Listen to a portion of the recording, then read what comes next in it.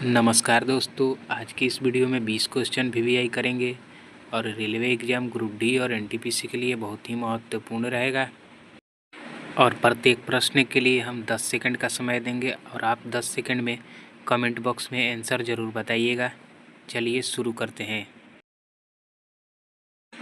पहला प्रश्न है, भारतीय राज्यसभा अधिनियम इनमें से किस वर्ष पारित किया गया था? तो 10 सेकंड आपको समय देते हैं, बताइएगा आंसर।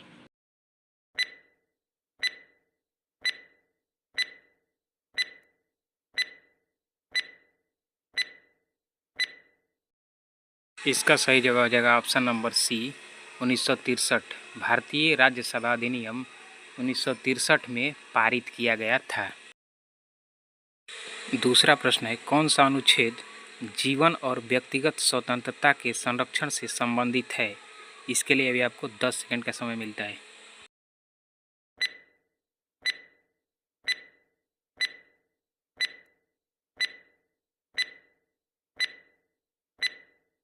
इसका सही जवाब हो जाएगा ऑप्शन नंबर डी, अनुच्छेद 21। अनुच्छेद 21 जीवन और व्यक्तिगत स्वतंत्रता के संरक्षण से संबंधित है। नेक्स्ट प्रश्न है 3 नंबर, औपनिवेशिक भारत की भारतीय आबादी का लगभग 85% भाग अर्थव्यवस्था के इनमें से किस क्षेत्र पर निर्भर था?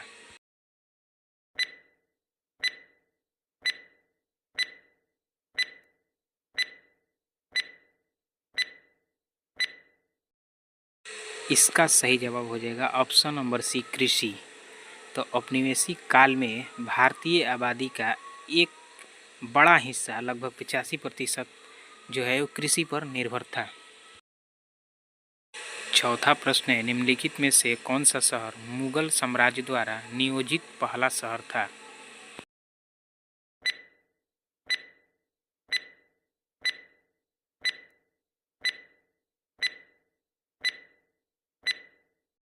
इसका सही जवाब हो जाएगा option number B, Fatehpur Sikri. तो मुगल साम्राज्य द्वारा नियोजित पहला शहर फतेहपुर सीकरी था और इसे सम्राट अकबर ने 16वीं शताब्दी में बनवाया था। 5 नंबर प्रश्न है कि प्रथम पंचवर्षीय योजना का मुख्य उद्देश्य क्या था? इसके लिए 10 सेकंड मिलते हैं।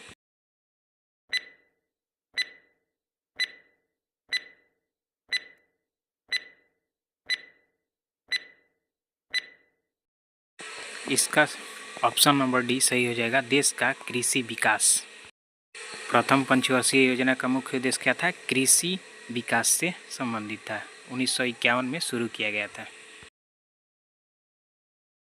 6वां नंबर प्रश्न है कि प्रथम वित्त आयोग की स्थापना कब हुई थी?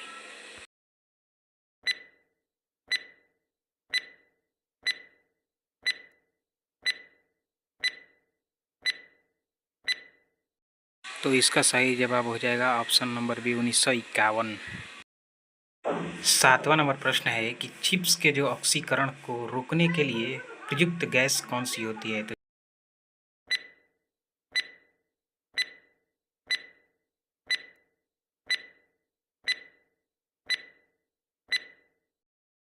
इसका सही जवाब हो जाएगा ऑप्शन नंबर डी, नाइट्रोजन। 8वां नंबर प्रश्न है कि विश्व का सबसे बड़ा मैंग्रोव वन निम्न में से कौन सा है?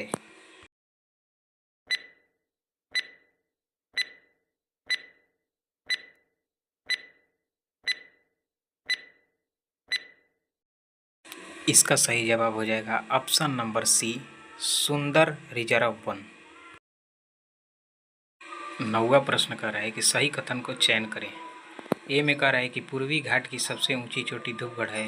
नहीं, पूर्वी घाट की सबसे ऊंची चोटी जिंदगाड़ा चोटी होगी, ना कि धूपगढ़। तो ए हमारा गलत है।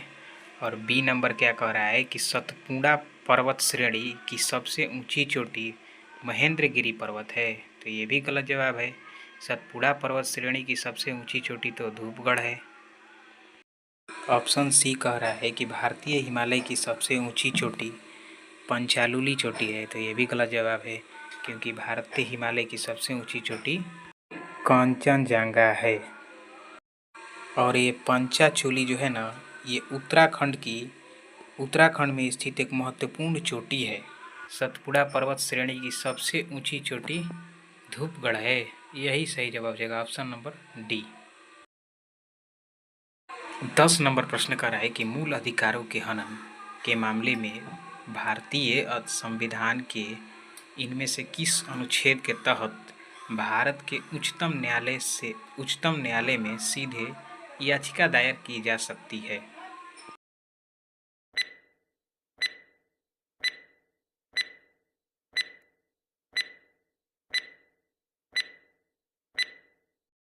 तो इसका सही जवाब हो जाएगा ऑप्शन नंबर बी, अनुच्छेद 32 के तहत उच्च न्यायालय में सीधे याचिका दायर की जा सकती है। अगला 11 नंबर प्रश्न कह रहा है कि भारत में शास्त्रीय भाषा का दर्जा प्राप्त करने वाली पहली भाषा कौन थी?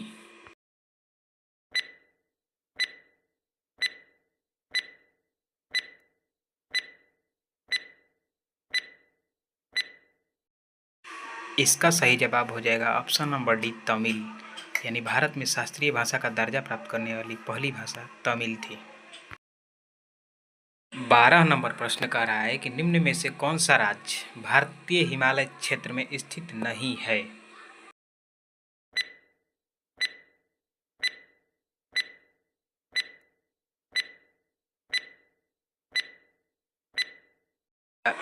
Option number A, Bihar. Bihar जो है वो हिमालय क्षेत्र में स्थित नहीं है।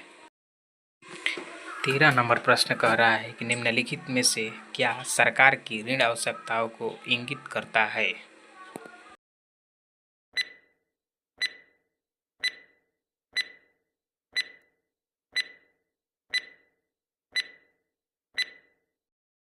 इसका सही जवाब हो जाएगा ऑप्शन नंबर सी, वित्तीय घाटा। अगला प्रश्न कह रहा है कि निम्न में से कौन पहले पोषी स्तर होते हैं? तो ये बायोलॉजी का सवाल है।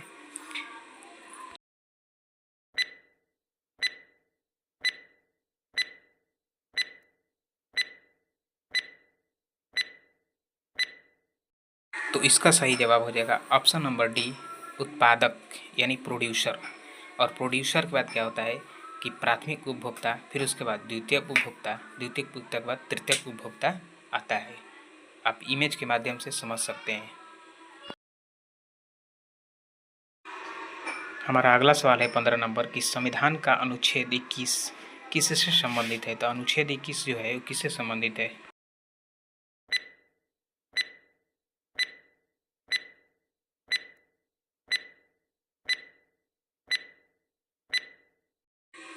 इसका सही जवाब हो जाएगा ऑप्शन नंबर ए, प्राण एवं दैहिक स्वतंत्रता संरक्षण। तो जो प्राण एवं दैहिक स्वतंत्रता संरक्षण है अनुच्छेद 21 से संबंधित है। और इसको हम सरल शब्दों में जाने तो इसका मतलब होता है कि जीवन का अधिकार और व्यक्तिगत स्वतंत्रता का अधिकार प्राण एवं दैहिक स्वतंत्रता कहलाता है, अनुच्छेद 21 से संबंधित है। 16 नंबर प्रश्न कह रहा है कि निम्नलिखित में से किस प्रमुख नदी तंत्र समूह द्वारा भारत के उत्तरी मैदान का निर्माण हुआ है? जो उत्तरी मैदान का निर्माण हुआ है किस नदी तंत्र के समूह से हुआ है?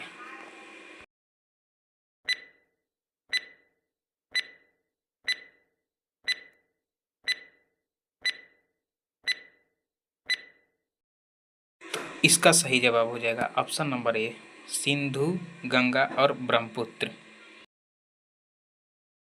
अगला प्रश्न है निम्नलिखित में से कौन सा ऊर्जा का अनवीकरणीय स्रोत नहीं है?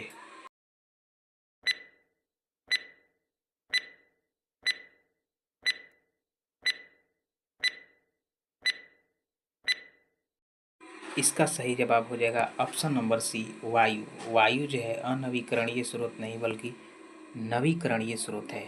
और अनवीकरणीय स्रोत किसे कहते हैं? तो एक ना एक दिन जो खत्म हो जाएगा, जिसको बनने में लाखों वर्ष लगा था, जैसे कि प्राकृतिक गैस, पेट्रोलियम और कोयला, ये एक दिन खत्म हो जाएगा क्योंकि इनको बनने में लाखों वर्ष लगा था। 18वां नंबर प्रश्न कर रहा है निम्न में से कौन सा असम में स्थित प्रसिद्ध बाघ अभयारण्य है?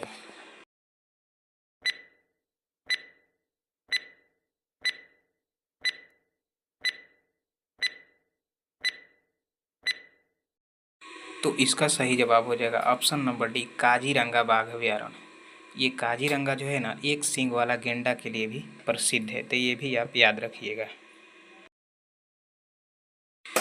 19वां प्रश्न करा है, मेंडल का स्वतंत्र अभिनियम मटर के जिन जनक पौधों पर आधारित था उनके कितने लक्षण भिन्न थे?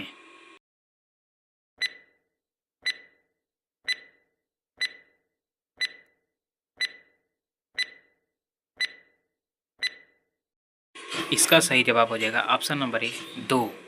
तो मेंडल के स्वतंत्र अभिनियम के लिए उनके मटर के जिन पौधों का चयन किया गया था ना उनमें 2 भिन्न लक्षण थे। जैसे एग्जाम्पल के लिए बता रहे हैं, जैसे कि बीज का रंग और बीज का आकार। हमारा अगला प्रश्न है, मोत्सु उत्सव भारत के किस राज्य में मनाया जाता है?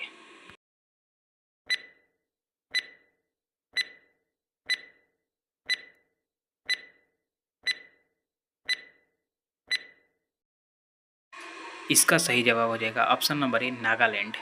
तो मोत्सु उत्सव जो है भारत के नागालैंड राज्य में मनाया जाता है। 21 नंबर प्रश्न कर रहा है, किस सरकारी संस्था द्वारा व्यक्तियों या निगमों पर लगाए गए अनिवार्य योगदान को किस रूप में जाना जाता है?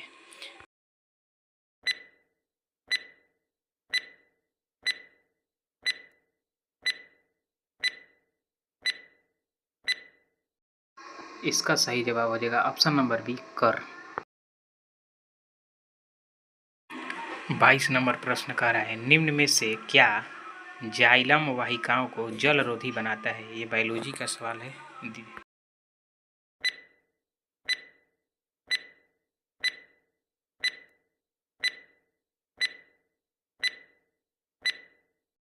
इसका सही जवाब हो जाएगा ऑप्शन नंबर डी लिग्निन।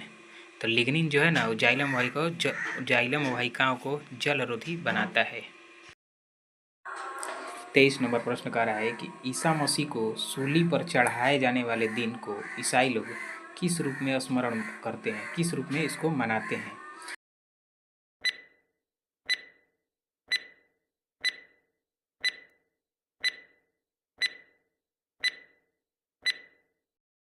इसका सही जवाब हो जाएगा option number C Good Friday. और आखिरी सवाल है आज हमारा, मध्य प्रदेश निम्न में से किस राज्य के साथ अपनी सीमा साझा नहीं करता है?